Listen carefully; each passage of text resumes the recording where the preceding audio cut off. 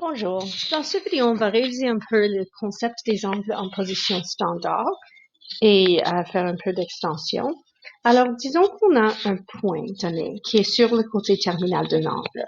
Alors, on va réviser un peu de vocabulaire ici, mais considérons où se trouve ce point. Négatif 5,12 va être dans le deuxième quadrant, quelque part ici. Un angle en position standard a son sommet à l'origine. Côté terminal va donc joindre ces deux points. Alors, ça, c'est le côté terminal que je viens de dessiner. Le côté initial, c'est l'axe positif des X. Alors, l'angle θ est cet angle de rotation entre l'axe positif des X et ce côté terminal. Pour trouver les valeurs de sin θ, cos θ et tan θ de cet angle, on a besoin de considérer le triangle de référence associé avec cet angle. Alors, on a un triangle rectangle dessiné entre le côté terminal et l'axe des X. Dans ce cas, ça doit être l'axe des X négatif. Et l'angle qui est formé entre le côté terminal et l'autre côté, ou l'axe des X directement, c'est l'angle de référence. So, on va utiliser alpha pour l'angle de référence.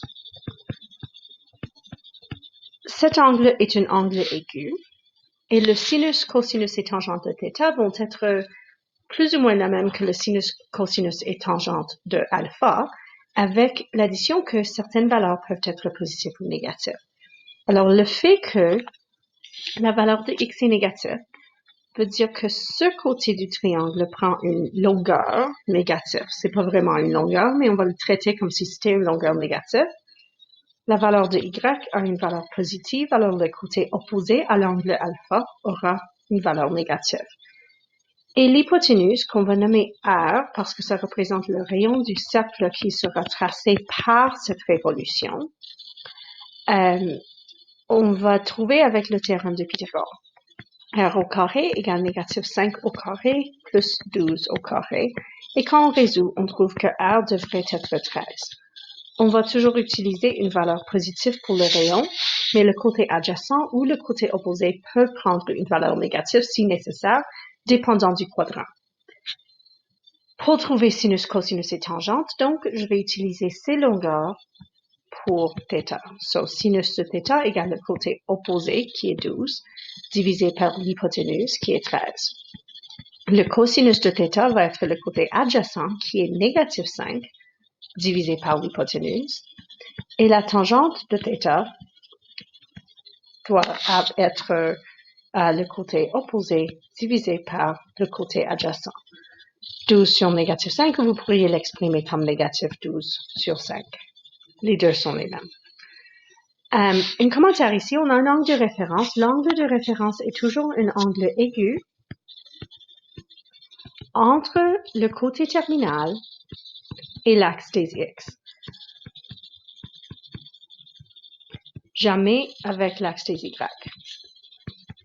Alors, dépendant du quadrant, si j'ai un angle qui est déjà dans le premier quadrant, alpha, c'est juste l'angle. Si l'angle θ est déjà aigu, il est son propre angle de référence. Et dans les autres quadrants, disons qu'on est ici, l'angle de référence sera cet angle. Et si le côté terminal est dans le quatrième quadrant, l'angle de référence sera cet angle.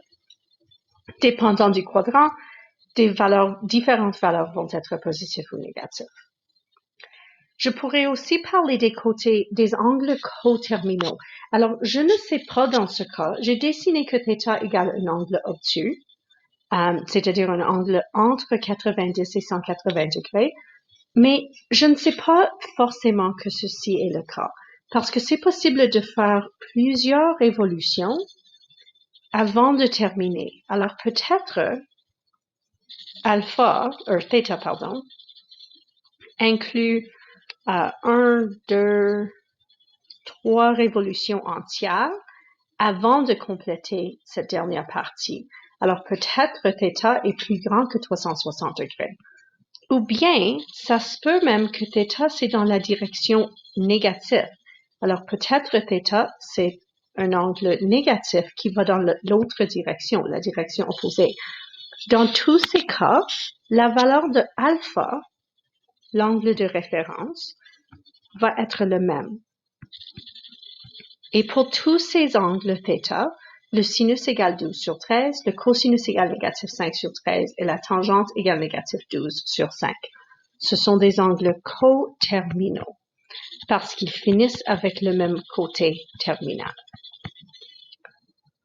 Ça, c'est un peu du concept de base. Disons alors que je sais que j'ai un angle qui est en position standard et je sais que le sinus égale négatif 3 sur 7 et que cet angle est entre 180 degrés et 270 degrés.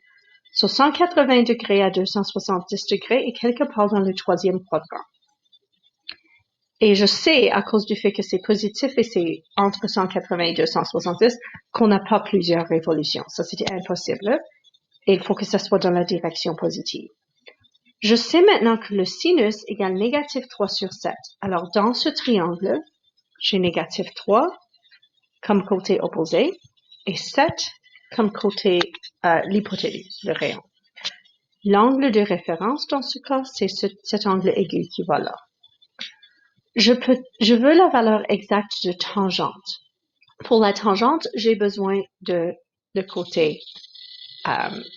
côté adjacent, alors la valeur de x, et je peux trouver ceci avec le théorème de Pythagore. Je sais que x au carré plus moins 3 au carré égale 7 au carré. Donc x au carré plus 9 égale 49, x égale 40. Donc x égale négatif racine carrée de 40. Je sais que c'est la racine négative dans ce cas parce que c'est x est sur le côté négatif de l'axe des x à cause du fait que cet angle se termine dans le troisième quadrant. Je vais simplifier cette expression, 40 étant le produit de 4 et 10 et 4 étant une valeur carré parfait. Alors on a négatif 2 fois la racine carrée de 10 comme valeur de x. Donc, la tangente de cet angle, la tangente de θ, égale le côté opposé, qui est négatif 3, divisé par le côté adjacent, qui est négatif 2 fois la racine carrée de 10. Ça, je dois simplifier. D'abord, je vais éliminer les négatifs, parce que négatif divisé par négatif donne un positif. Et ensuite, je veux rationaliser le dénominateur. Alors, je multiplie par la racine carrée de 10 sur la racine carrée de 10, et on a 3 fois la racine carrée de 10, divisé par 2 fois 10 qui est 20. Alors, la valeur exacte de la tangente de cet angle, c'est 3 fois la racine carrée de 10 divisé par 20. Notez qu'il n'est jamais nécessaire que je connaisse la valeur de θ. Il n'est pas nécessaire de connaître l'angle. Si je connais déjà c'est quoi le sinus ou le cosinus, je peux trouver les autres rapports. Si je connais un des rapports, sinus dans ce cas, et je connais dans quel quadrant l'angle va se terminer. Dans ce cas, le troisième quadrant. Enfin, on doit aussi être capable de travailler avec des valeurs exactes pour certains angles spéciaux. Alors, le sinus de 315 degrés, je vais d'abord dessiner 315 degrés. 315 degrés va se trouver ici, dans le quatrième quadrant. Et l'angle de référence, ça c'est θ, égale 315 degrés. L'angle de référence dans ce cas va être l'angle avec ce côté de l'axe des x. Alors, l'angle de référence dans ce cas va être 360 degrés moins 315 degrés. La façon de calculer l'angle de référence va dépendre du quadrant. Alors, ce n'est pas toujours 360 degrés moins θ, ça dépend du quadrant. Mais dans ce cas, ça veut dire que j'ai un angle de 45 degrés. Je sais que dans un triangle rectangle, avec des angles de 45 degrés, ce sont des triangles isocèles. Alors, les deux côtés, les deux capettes ont la même longueur. Disons que c'est 1. Et donc, l'hypoténuse a une longueur de la racine carrée de 2. Alors, dans ce triangle, le triangle de référence ici, je pourrais dire que les longueurs des côtés sont 1, négatif 1, à cause du quadrant, et la racine carrée de 2, pas de 3, de 2. So, j'utilise le quadrant pour déterminer quels côtés vont être négatifs s'il y en a. Donc, le sinus de 315 degrés devrait être négatif 1 sur la racine carrée de 2, ou bien quand je rationalise le dénominateur en multipliant par la racine carrée de 2 fois la racine carrée de 2, on a négatif racine carrée de 2 divisé par 2. Ça, c'est la valeur exacte du sinus de 315. À cause du fait que l'angle de référence de 40 est 45, le sinus de 315 devrait avoir la même valeur absolue que le sinus de 45, mais il faut décider s'il est positif ou négatif.